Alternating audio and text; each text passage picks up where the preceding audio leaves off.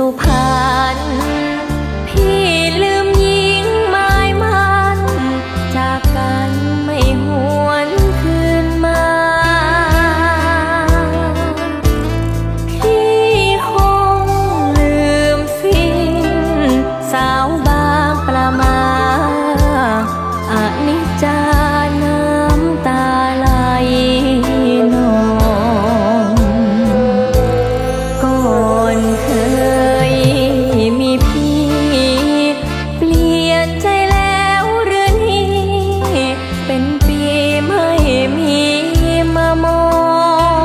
งเห็นข้าวในนา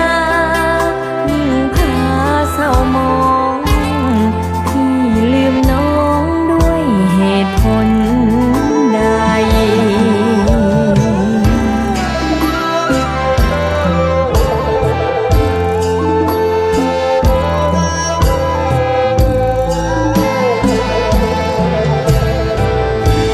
หนุ่มบางประมาก่อนเคยให้สัญญาว่าจะรัก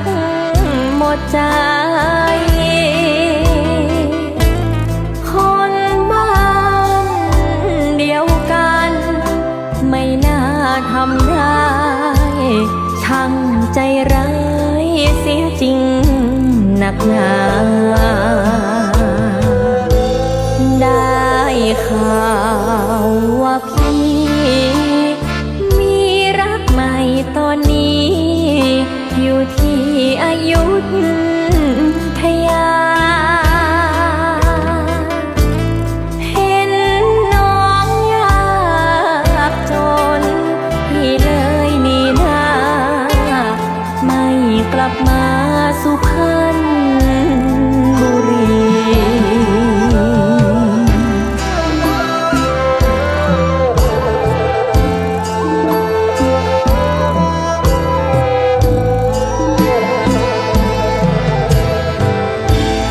ลืมเขื่อนกระเสียวน้องเงียบเหงาเปล่าเปลี่ยวเลี้ยวมองหาพี่ไม่มีงานวัดทุ่งพวงงานดอนเจดีย์ก่อนมีพี่เดี๋ยวนี้